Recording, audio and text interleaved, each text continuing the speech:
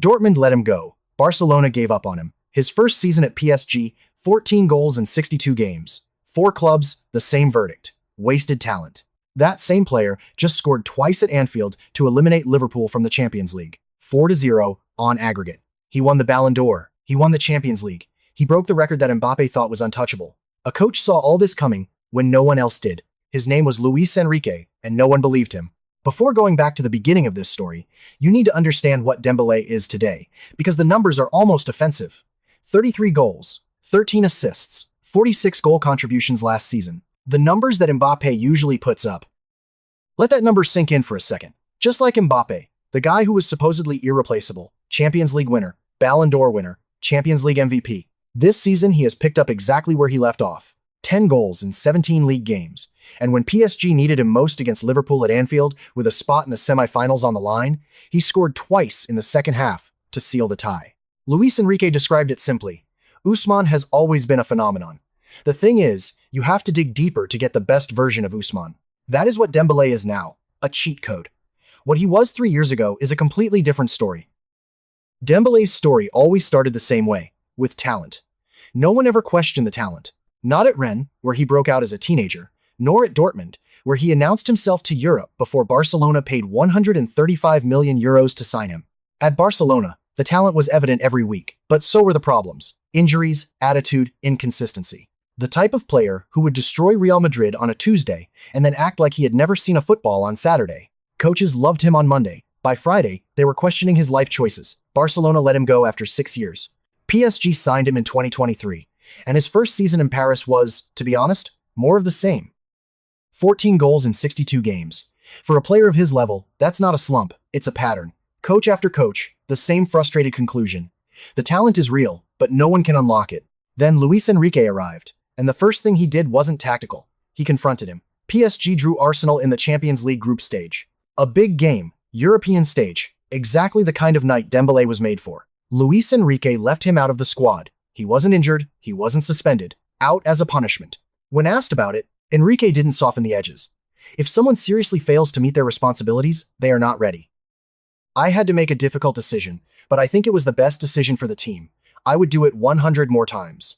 And then he added the phrase that PSG fans couldn't believe. If someone doesn't meet those expectations, there is no problem. My goal is to look for the best for the team. That is the decision. Building a team involves a series of difficult circumstances. Yesterday, I had to make a difficult decision, but I consider it the best for the team. Without a doubt. Without a doubt. I would do it 100 more times. Not a signing, not a Champions League comeback, not a trophy, leaving Dembélé out. Analysts called it unnecessary. Fans were confused. Dropping your most talented player before a European game against Arsenal wasn't exactly conventional management, but Enrique wasn't being conventional. He was drawing a line that said, your talent gets you in the building. Your attitude keeps you on the pitch, and right now your attitude is not enough. A Barcelona executive later confirmed what happened. Luis Enrique had a significant confrontation with Dembélé because he understood he could give much more than he was giving. Look what he's doing now. The player who returned from that moment was a different one, and here's the detail that makes this story almost poetic. Months later, he faced the very same team he wasn't allowed to play against. He scored in the 4th minute of the Champions League semi-final. This is what changed. And it wasn't just the attitude, it was the position. Luis Enrique moved Dembélé away from the wing completely. No more hugging the touchline, waiting for a one-on-one. He became a false 9, free to move into the center of the pitch, appear between the lines, and arrive in the box from angles that defenders couldn't track. Dembélé himself explained it. With Luis Enrique, I can play everywhere. As a 10, on the wings, as a false 9. At Barcelona, I was more tied to the wing.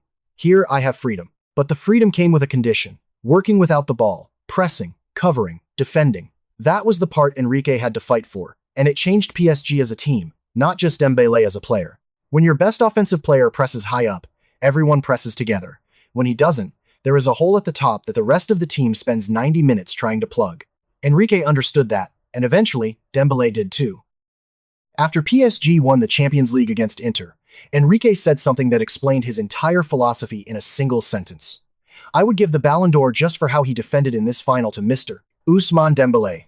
That is leading a team from humility. That is leading a team from leadership. He deserves the Ballon d'Or without a doubt. Not only for the titles won, not only for the goals, but for how he pressed. He has done it all season, but exceptionally in this final. Not for the 33 goals, for the pressing, Most people looked at the goals. Enrique looked at everything else. Summer of 2024. Mbappe signs with Real Madrid. The reaction was unanimous. PSG is finished. You can't replace Mbappe. He was the goals, the marketing, the identity of the entire club. Without him, they are just another team in a league that no one outside of France takes seriously. Luis Enrique said the team would be better without him. The laughter was immediate.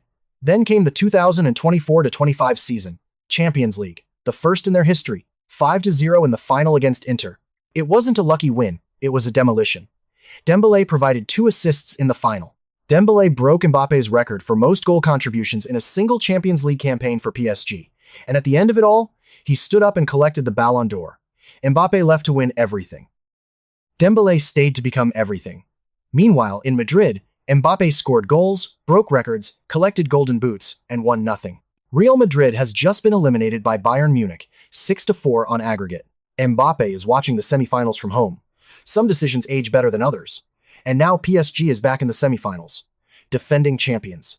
Dembélé scoring at Anfield, a club that everyone said couldn't survive without one player, about to face the most aggressive team left in the competition.